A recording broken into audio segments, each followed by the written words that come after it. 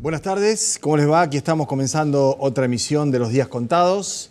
Vamos a tener un par de entrevistas que creemos pueden ser importantes desde el punto de vista de lo que representa el precedente, sin ir más lejos, aquí nomás, cerquita, en Venado Tuerto, donde también nos miran a través de la repetidora de Canal 5, de la determinación de una jueza, la doctora Celeste Rosso, que ha determinado la suspensión del aumento de la energía eléctrica, de la luz, por los próximos 3 meses.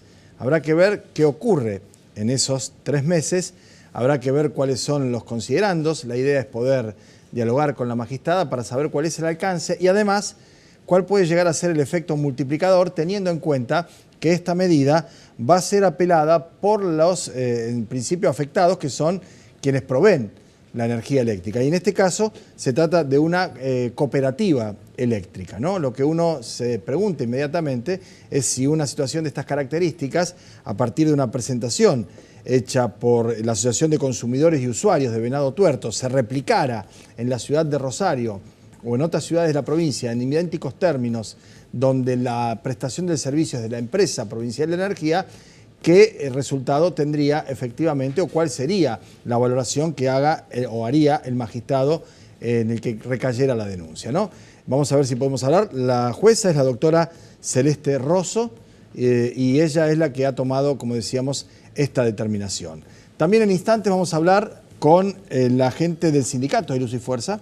Acabo de ver que ingresa al estudio el amigo Boto para hablar de lo que representa la determinación que ha tomado el presidente de la República, que solamente adhirió la ciudad de Buenos Aires con Horacio Rodríguez Larreta e inmediatamente con un decreto de alto impacto, si se quiere, mediático, la gobernadora de provincia de Buenos Aires, María Eugenia Vidal, pero tanto Miguel Lifschit de la provincia de Santa Fe como Cornejo, que es el gobernador de Mendoza, aliado del presidente de la Unión Cívica Radical, que dijo que no van a tocar los impuestos que tienen las facturas, porque en realidad lo que hay que ver es cuál es la relevancia de ese impuesto, cuál es el monto que presumiblemente se ahorraría en el caso de que se quitara el impuesto, y parece una medida extraordinaria de justicia social y de arraigambre solidaria, ¿no? Pero fíjese el esfuerzo que hace incluso el diario Clarín para explicar cuánto sería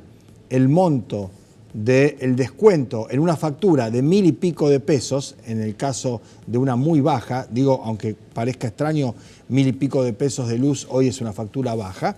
Los hogares promedios de clase media están entre 2.500, 3.500. Obviamente, mientras yo hablo de esto, vos en tu casa o usted estará diciendo, a mí me llegaron 4.000 o 4.500, pero de acuerdo a lo que publicaba el diario Clarín en su edición de la jornada, ahí tenemos a María Eugenia Vidal diciendo que la rebaja puede tener un impacto moderado.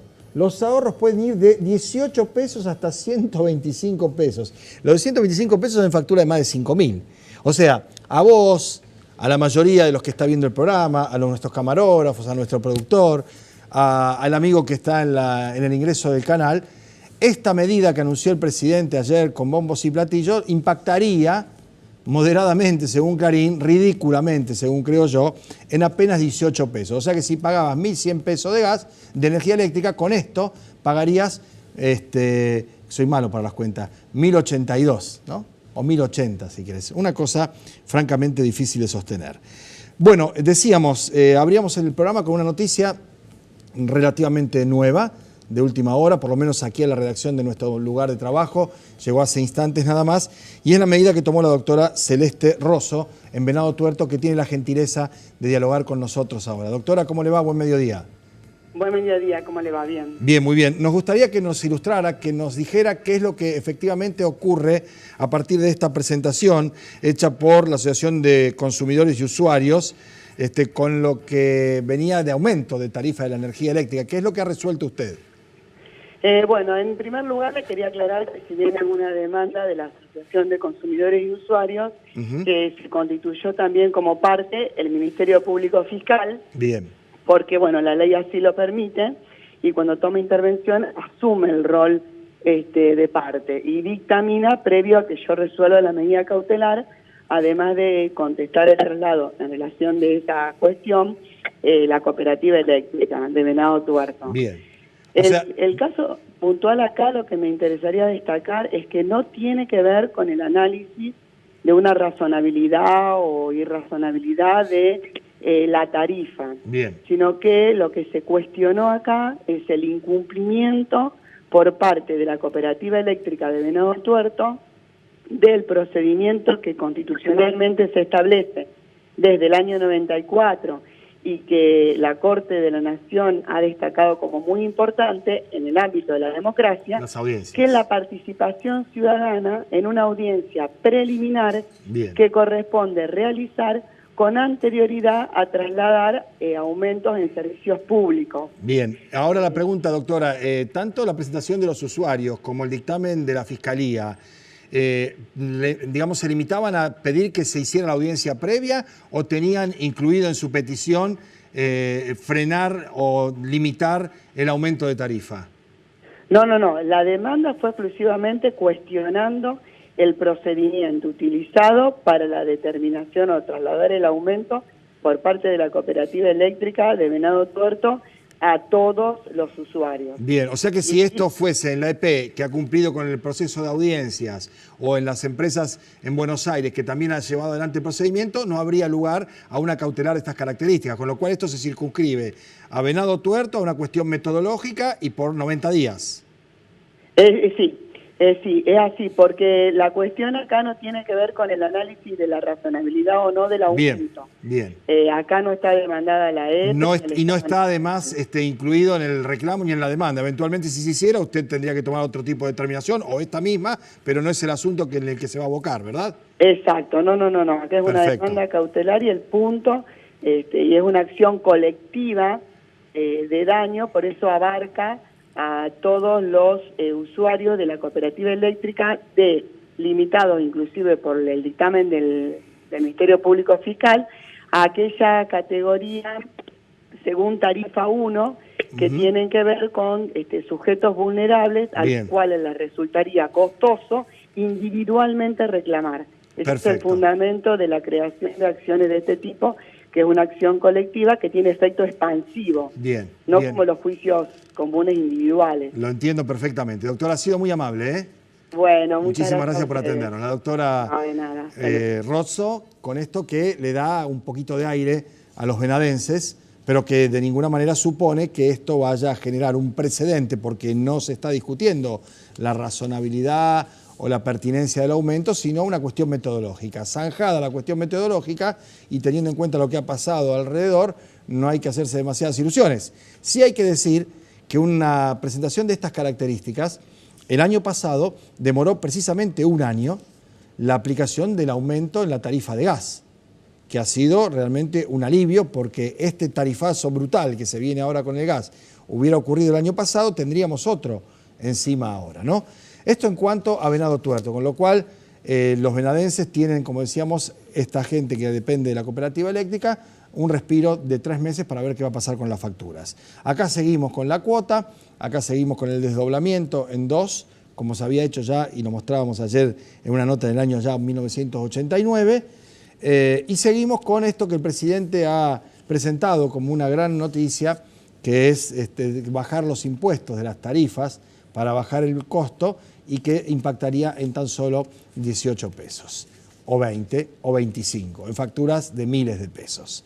Antes de irnos a la pausa, porque vamos a hablar con el representante del Sindicato de los Trabajadores de Luz y Fuerza para ver cuál es la perspectiva que tienen ellos, cómo se conforma una tarifa, cuánto hay efectivamente de costo de energía real, cuánto agrega discrecionalmente el Estado en cada una de sus formas, cuánto es de impuestos y qué se puede llegar a hacer. Les vamos a mostrar un tape, porque ayer cuando contábamos y dábamos la información acerca de lo que habían dispuesto tanto el Sindicato de Luz y Fuerza de Francia como la CGT de Francia en torno a los usuarios de la energía y de las tarifas de servicios públicos, a muchos televidentes les pareció descomedida la cifra de 12 millones de usuarios a los que le podrían reconectar el servicio en el caso de que estuviera interrumpido, y cortarle a las empresas o bajarle la palanca a las empresas que despedían o maltrataban a sus trabajadores. En Francia la ley establece que los servicios no pueden representar más de la quinta parte del salario de unos trabajadores, de un trabajador o de una familia de trabajadores. Es decir, si ganan 100, nunca podrían pagar, en rigor es del 18%, más de 20. Cuando eso ocurre, porque ocurrió, entra en una categoría que vendría a ser la traducción de pobres energéticos, de personas con limitaciones en la utilización de los servicios de energía. Y entonces ahí es donde pueden hacerle el corte. Escuche de la propia palabra del referente sindical francés, con una traducción que se va a leer precisamente, pero como la palabra 12 y la palabra millón se entienden perfectamente, con estas imágenes, con esto que vamos a ratificar en cuanto a lo que se dijo ayer en Francia, no es Maduro, no es Cuba, no son populistas, es en el gobierno de Macron, un hombre moderado, de derecha o de centro derecha, que había trabajado para François Hollande, como mucha gente que hace esta ululancia. Después vamos a ver algunos ejemplos de las diferentes posturas de los que supuestamente están dentro del mismo espectro ideológico, del mismo espectro de pensamiento político, ¿no? En el tema de las empresas, a propósito de lo que viene pasando en Santa Fe últimamente y de la visión que tienen algunos otros hombres de Estado, como por ejemplo Pepe Mujica, ¿no? Pero decía, esta es la palabra, este es el tape con el subtitulado, con esto nos vamos a la pausa y cuando volvamos vamos a estar hablando con voto de luz y fuerza. Ya venimos. Nous allons renouveler les opérations Robin des Bois, c'est-à-dire une opération qui consiste à rebrancher le courant à ces 12 millions de foyers en précarité énergétique et qui ne peuvent pas payer leurs factures et donc ils n'ont plus d'énergie. Donc vous voyez... Bueno, muy bien, estábamos viendo al secretario general de la CGT, el jefe de la CGT, acá no tenemos en esos términos, no, ni parecido, diría. Pero al margen de eso, lo que quiero decir es que fue muy claro y contundente, y porque además hay una ley que lo respalda. Si está acotado el aumento de las tarifas de servicios a un porcentaje del salario de los trabajadores, listo. Digo, porque no puede salir un presidente, quien fuere, de izquierda, de derecha, de centro, de arriba, donde quiera, a decir vamos a bajar esto, vamos a tocar esto. Hay un límite, está hecho entre parámetros. Digo, porque el anuncio de ayer del presidente de la República, en alguna medida, parece una muestra bueno, recibimos el mensaje de la gente, las marchas de las velas, los reclamos de los tarifazos, la reacción espontánea y demás, y lo bajamos. Y la verdad es que veíamos, incluso Clarín publica que el impacto va a ser moderado. Dice, va a ser nada, 18 pesos en una factura de 1.000, 125 en una factura de 5.000, ¿no? Sí, bueno, lo primero que hay que entender acá es cómo se compone la tarifa eléctrica. La tarifa eléctrica tiene básicamente tres componentes, que es el precio de compra de energía, que es lo que ha sufrido la política de sinceramiento por parte del Gobierno Nacional, que no es ni más ni menos que la quita de subsidios, donde a partir del 1 de diciembre la industria se quedó con 0 subsidios, y al 1 de febrero de... Utilizaste el término sinceramiento, sí, así lo llama el gobierno. El gobierno. ¿No? Lo que hay que pensar que si esto es sincero, lo anterior era una falacia, o se debía subsidiar la energía. Son medidas políticas, son decisiones políticas de un gobierno. Criterio. Son diferentes modelos. Acá hay lo que hay que entender, que a partir del día 10 de diciembre del 2015 cambió el modelo económico del país. Eso es lo que hay que entender. Antes había un modelo con sus defectos que subsidiaba y hoy hay un modelo que, por voluntad popular, porque fue apoyado por la gente, a pesar de que no se le dijo que iba a pasar esto, pero decidió la quita de subsidios. Y concretamente te decía que la industria a partir del 1 de diciembre del año pasado, del 2017, quedó con 0 subsidios, es decir, que pasó a pagar el kilovatio, el megavatio, lo que el megavatio vale, que son 1.392 pesos, y en el sector residencial a partir del 1 de febrero cuesta 1.077 pesos. En el 2015, en el sector industrial, la energía costaba 100 pesos. Estamos hablando de los grandes consumos, más de 300 kilowatts mensuales. Y para el sector residencial, podría llamarte el de mayor consumo, costaba 31 pesos. Pasó de 31 pesos a 1.077. Y en la industria de 100 a 1.392 pesos. Ese es el gran problema o el gran impacto que ha recibido el tema del aumento de energía. Después viene el valor agregado de distribución, que es la empresa provincial de energía en sí mismo. De ahí sale la plata para las inversiones, sale la plata para mantenimiento, para salario. Un monto que es discrecional. Ahí lo que podemos decir nosotros, que por lo menos desde la quita subsidio hasta el presente, el aumento que se dio en el valor agregado de distribución ronda aproximadamente el 55 o 56%. Creo que es algo menos, pero no importa. Sí. 55 o 56%. Y después viene la parte impositiva, que de acuerdo a la condición fiscal va desde un 21% hasta un 42% de IVA. Y los impuestos provinciales son mínimos. Eso. Claro, es que lo que habría que sacar es el IVA eventualmente, si querés que tenga impacto en la factura, ¿no? Para que tomemos noción de todo esto, del 100% de los impuestos, el 64% se lo lleva la nación. Por eso digo que la EPE no se beneficia tampoco con esta situación, como no se benefician las cooperativas, que son distribuidoras más chicas, pero igual que la EPE. Claro, que ha dicho incluso el gobernador aliado de Cambiemos, o dentro de Cambiemos, que es el presidente del radicalismo, Cornejo de Mendoza, que él no va a modificar su boleta de luz porque los impuestos son irrelevantes a la masa que representa la factura que va a pagar un usuario, pero son importantes para la recaudación de la provincia. Sí, por eso, en el mejor de los casos, podríamos estar hablando de una mejora de un 10, un 12%, o sea que no corrige el problema de fondo. Está bien, hoy un 10 o 12% en las condiciones que estamos viviendo es mucha plata para la gente, claro, pero no arregla el problema de fondo. Acá lo que arregla el problema de fondo es que el gobierno vuelva al sistema de subsidios, claro, como se tenía anteriormente y que fue tan demonizado. Yo quiero hacer una aclaración también al respecto, porque se demonizó mucho la política de subsidio, son esas famosas políticas populistas que por ahí se les suele llamar. Si seguimos así, estallaba todo. Y en diciembre del 2015 se subsidiaba en la Argentina $413 aproximadamente, porque, o sea, para tomar un valor constante se toma el dólar, por habitante por año. Ese era el subsidio. ¿Sabés cuánto era en Estados Unidos?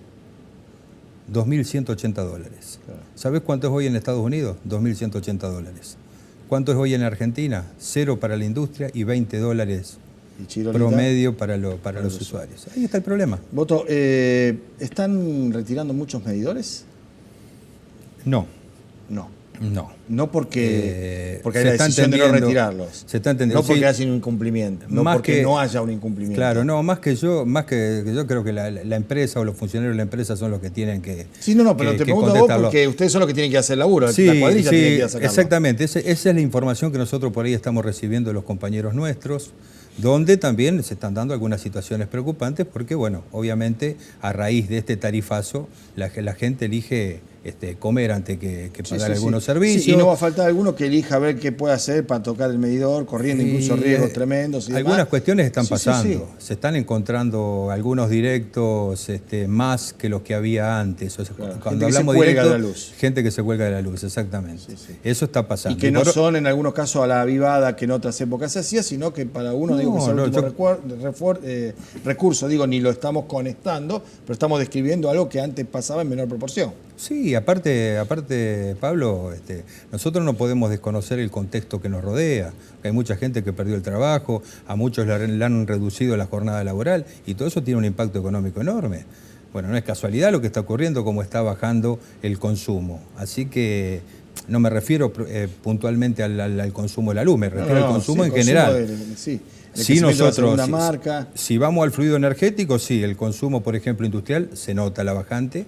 Y en el caso de los usuarios domiciliarios, lo que sí se nota es que hay mucha gente que demora el pago, hay mora, y también hay algo que creo que es muy grave, que la gente se está endeudando, está haciendo pateando para adelante, en algún momento se hace la bola de nieve. En algún momento, claro, en algún momento le llega la tarifa completa más la cuota y bueno, no sé cómo. Lo de la industria, la menor cantidad de consumo industrial revela menor actividad fabril. Claramente. Y se nota en qué porcentajes. Digo, porque usted tiene un observatorio que lo sigue con bastante rigor. En todo el país, o sea, hablando de un promedio, podemos hablar de entre un 5 y un 6%, fue el último registro que teníamos nosotros. Esto todo sacado de Camesa, toda la información es oficial. ¿Y en la provincia de Santa Fe hay un poco más o un poco menos? En la provincia de Santa Fe hay un poquito más. Un poco más. Hay un poco más. Gracias por venir. Gracias a vos, Pablo, por la invitación. Nos vamos a ir a la pausa y cuando volvamos tenemos un par de materiales que queremos compartir con ustedes. Nos quedan unos 7 o 8 minutos de programa. Los invitamos a quedarse porque vale la pena. Ya venimos.